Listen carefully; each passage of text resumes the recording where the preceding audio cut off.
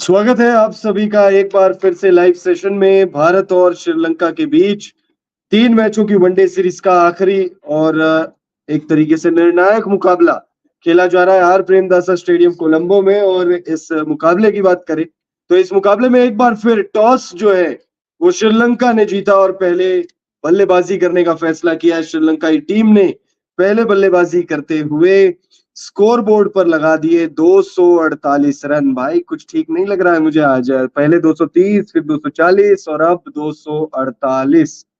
7 wicket के नुकसान पर 248 रन लगाए। टीम इंडिया को इस मुकाबले को जीतने के लिए 249 रनों की जरूरत है।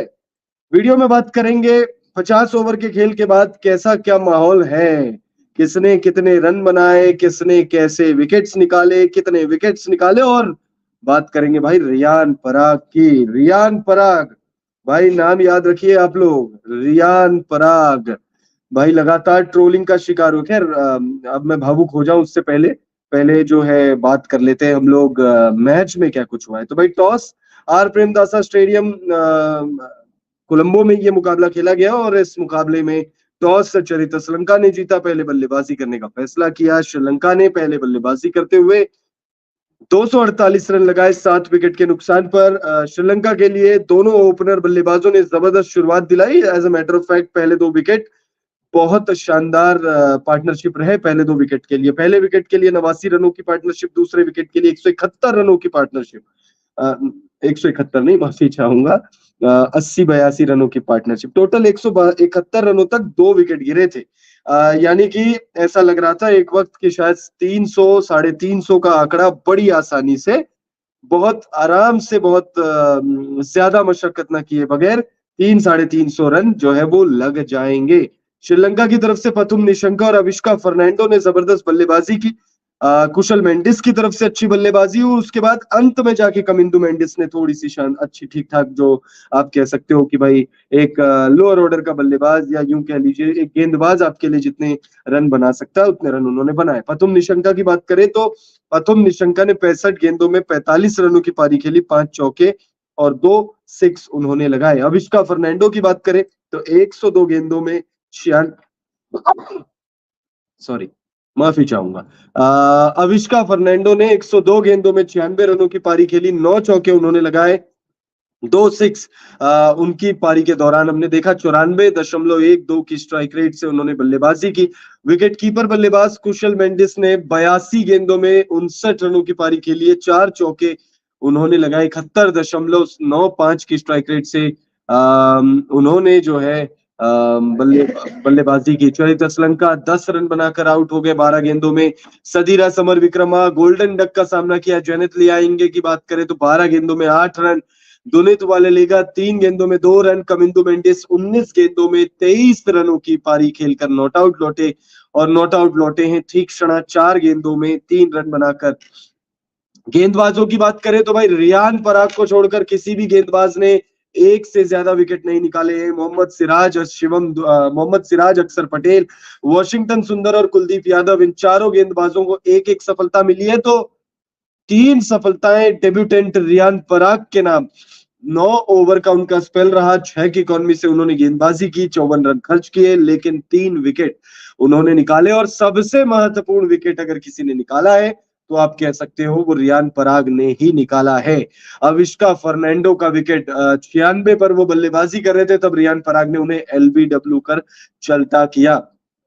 पथुम निशंका 45 रन बनाते हैं, अविष्का फर्नांडो 96 रन बनाते हैं, कुशल मेंडिस 59।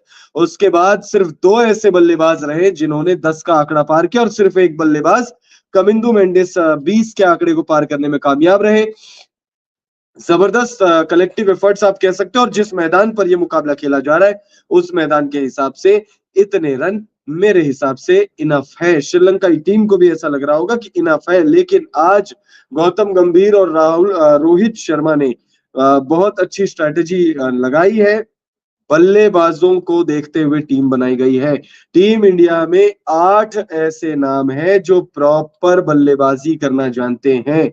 अगर आप भारतीय बल्लेबाजों, अगर प्लेइंग 11 की बात करें तो रोहित शर्मा, शुभमन गिल, विराट कोहली, ऋषभ पंत, श्रेयस अय्यर, उसके बाद रियान पराग, शिवम दुबे, अक्षर पटेल, वॉशिंगटन सुंदर तक 9 बल्लेबाज और कुलदीप यादव भी ठीक ठाक बल्लेबाजी कर लेते हैं। तो यानी सिर्फ एक मोहम्मद सिराज ऐसे प्लेइंग 11 में एक नाम है जो बल्लेबाजी करना नहीं जानते हैं उस लेवल पे, या आप उन पे भरोसा नहीं दिया। देखिए, भरोसा तो खैर कुलदीप यादव पर भी अगर आप करके बैठोगे तो फिर वो गलत बात है, लेकिन कुलदीप यादव लप्पे लगा सकते हैं और कॉन्फिडेंटली लगा सकते हैं।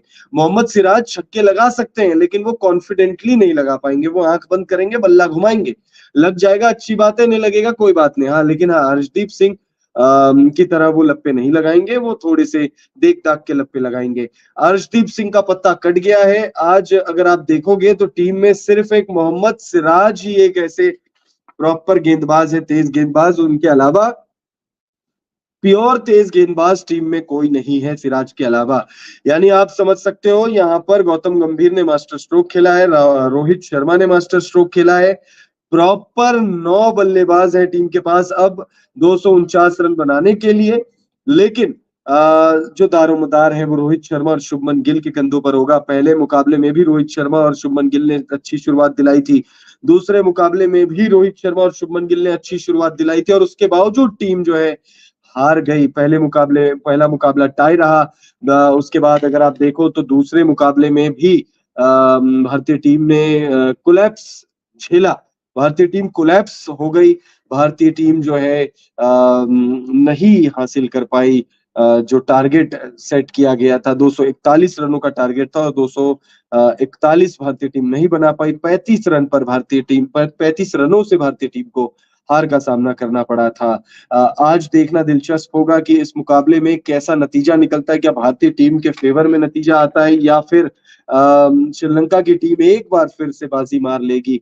बड़ा इंटरेस्टिंग होगा देखना। अगर आज का मुकाबला भारतीय टीम हारती है तो फिर भाई सीरीज 2-0 से हार जाएगी। 3 मैचों की T20 सीरीज जीतने के बाद 3 मैचों की वनडे सीरीज में भारतीय टीम को हार का सामना करना पड़ेगा, और ये बहुत ही कह सकते हैं हार्ट ब्रेकिंग होगा।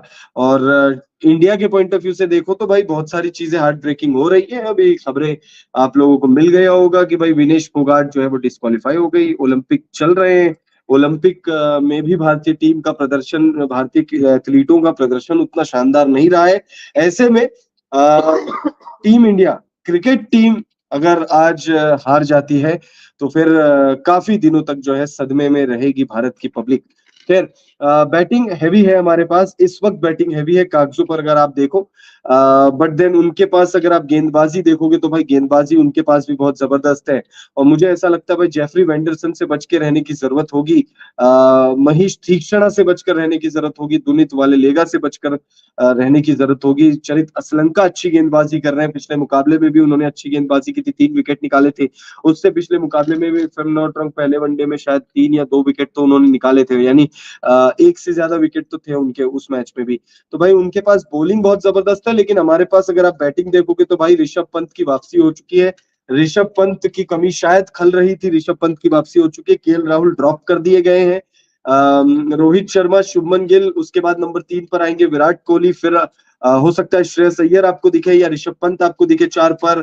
सिचुएशन कैसा रहता है उसके हिसाब से फिर रियान पराग आएंगे आपके बल्लेबाजी करने के लिए। हो सकता है उससे पहले अक्षर पटेल को भेज दिया जाए बल्लेबाजी करने के लिए, फिर रियान पराग आए, फिर शिवम दुबे आएंगे, वॉशिंगटन सुंदर।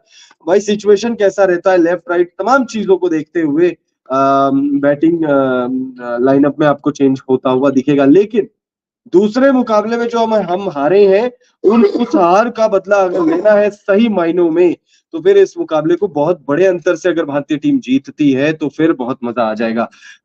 भारतीय टीम का इस मुकाबले को बहुत बड़े अंतर से जीतना बेहद ज्यादा जरूरी है, क्योंकि भाई हमारी बहुत ज्यादा जो है थूथू हो गई थी यार। श्रीलंका से हम हार गए, श्रीलंका से हम हार गए दूसरे वनडे में। पहला वनडे हम 1 रन नहीं बना पाए यार, मतलब अगर 20, 30, 40 रनों से हम हारते तो चलो समझ में भी आता है, जैसा दूसरा वनडे हम हारे 35 रनों से तो समझ में भी आता है। 14 गेंदों में 1 रन चाहिए, और भाई यार वो मुकाबला क्यों हारे हम। खैर ठीक है, अब हार गए तो हार गए। बट देन अगर आज भारतीय टीम को उन तमाम जख्मों पे नमक जो रगड़ने का काम नहीं करना है तो फिर बड़ी बड़े अंतर से इस मुकाबले को जीतना होगा। 1-2 100 आने चाहिए, मतलब 2 तो 2 भी आ सकते हैं, 2 नहीं आ सकते, 2 मुझे लगता है मुश्किल हो जाएगा, लेकिन 100 आना बहुत ज़रूरी है और मज़ा तो तब आएगा जब रोहित शर्मा या विराट कोहली में से किसी का शतक आए। लंबा वक़्त हो